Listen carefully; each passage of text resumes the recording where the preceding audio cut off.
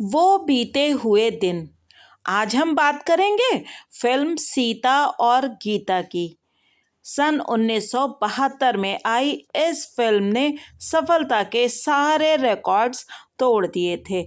इस फिल्म को डायरेक्ट किया था रमेश सिप्पी जी ने और इसके प्रोड्यूसर थे श्री जी.पी. सिप्पी जी और इस फिल्म को लिखा था सलीम जावेद की जोड़ी ने। इस फिल्म का बेहद सुपरहिट म्यूजिक दिया था आर.डी. बर्मन साहब ने। ये फिल्म इतनी बढ़िया बनी थी कि आज भी जब आप इसे देखेंगे तो आप हंसते हंसते अपनी सारी परेशानियां भूल जाएंगे। इस फिल्म में मुख्य भूमिकाओं में थे धर्मेंद्र, संजीव कुमार जी और हेमा मालिनी जी।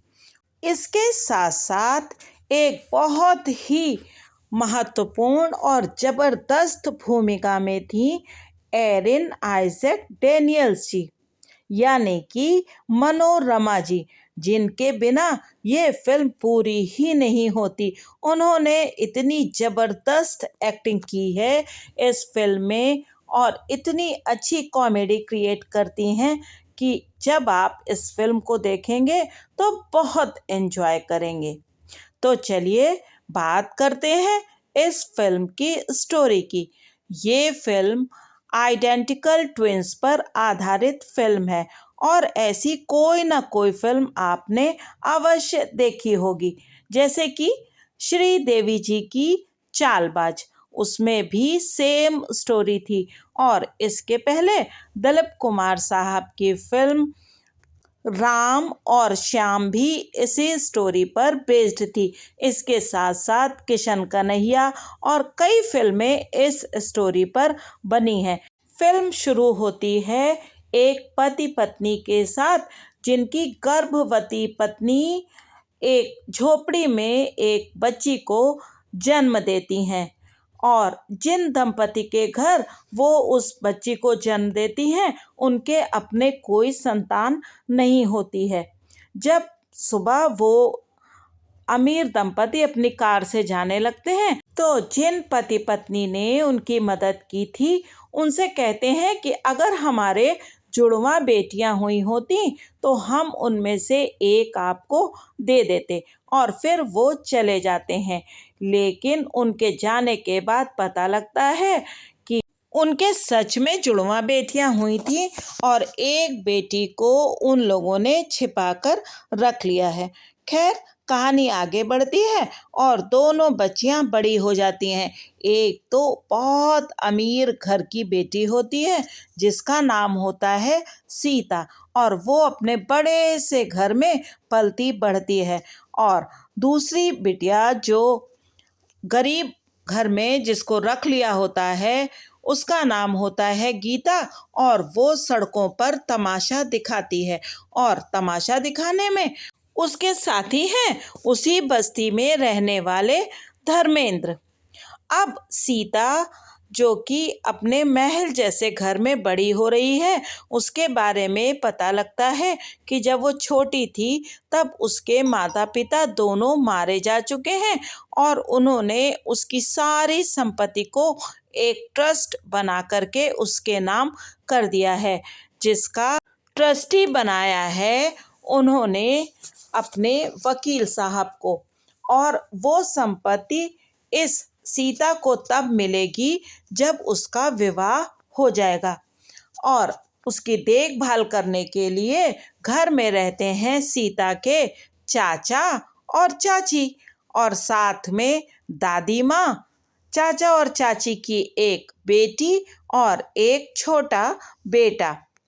चाची का रोल निभाया है मनोरमा जी ने और वो बहुत ही सख्त होती हैं और बात बात पर सीता को डांटा करती हैं, घर का सारा काम भी उससे करवाती हैं और बात बात पर उसको फटकारती रहती हैं।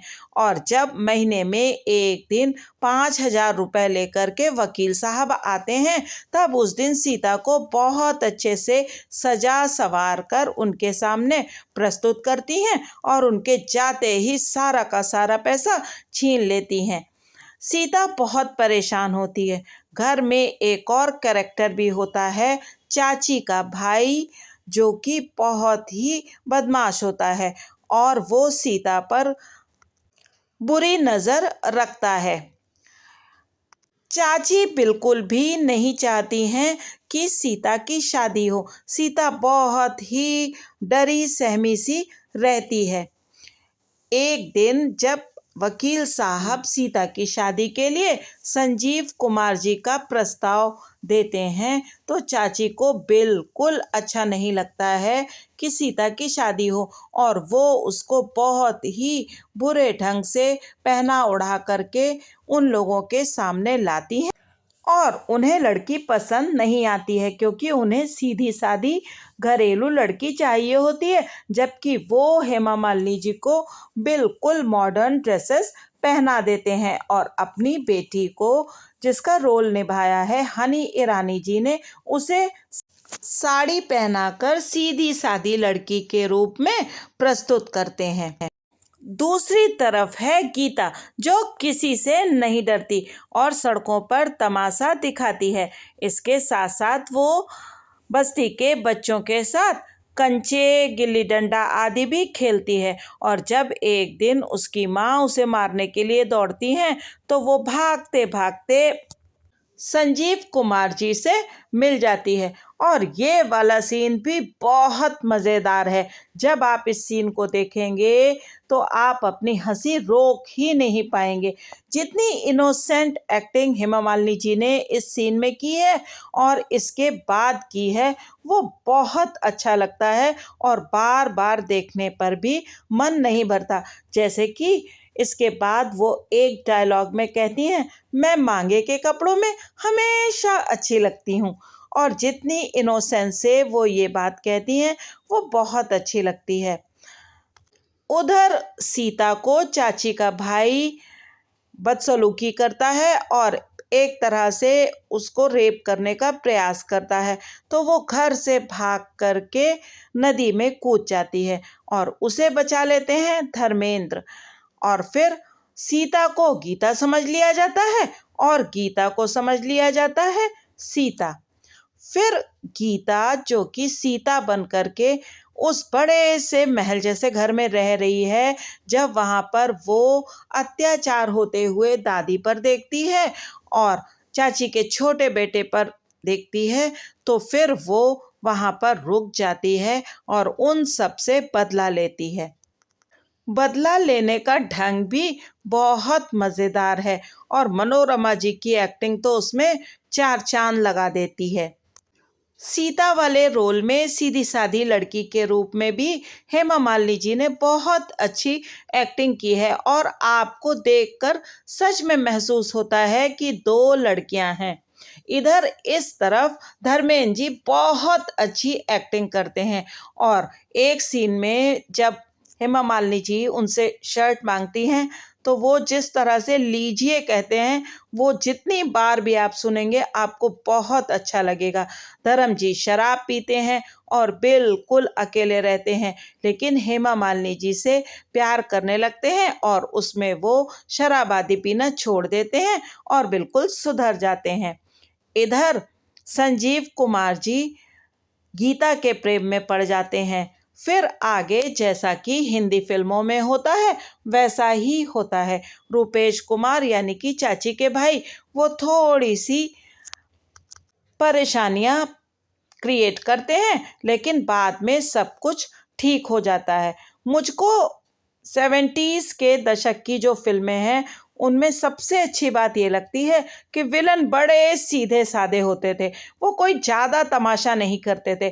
ज़्यादा से ज़्यादा वो हीरोइन को अपने अड्डे पे लाके बंद कर देते थे और वहाँ पे थोड़ा सा ढिसुम ढिसुम होता था और फिर सब कुछ ठीक हो जाता था। या फिर वो ज़्यादा से ज़्यादा ये करते थे, जैसा कि अक्सर प्राण साहब की फिल्मों में होता था कि वो हीरोइन को लेकर के जीप पर भाग जाते थे या कार में चले जाते थे और उनके पास एक छोटा सा रिवॉल्वर होता था। बस थोड़ी सी मारपीट के बाद सब कुछ एकदम फर्स्ट क्लास। 80 और 90 के दशक में विलन को इतना कॉम्प्लिकेटेड दिखा दिया गया था। उनके इतने बड़े बड़े अड्डे होते थे जिसमें पता नहीं कौन कौन से बटन लगे होते थे, जिन्हें देखकर आपको समझ ही नहीं आता था कि आप विलन के अड्डे पर हैं या किसी स्पेस साइंस रिसर्च सेंटर में। खैर, सीता और गीता बेहद अच्छी फिल्म है और उसके गाने भी बहुत अच्छे हैं। आप अगर मेरी रिकमेंडेशन पे इस फिल्म को एक बार देखेंगे तो फिर आपका मन करेगा कि दोबारा इस फिल्म को एक बार और देखें।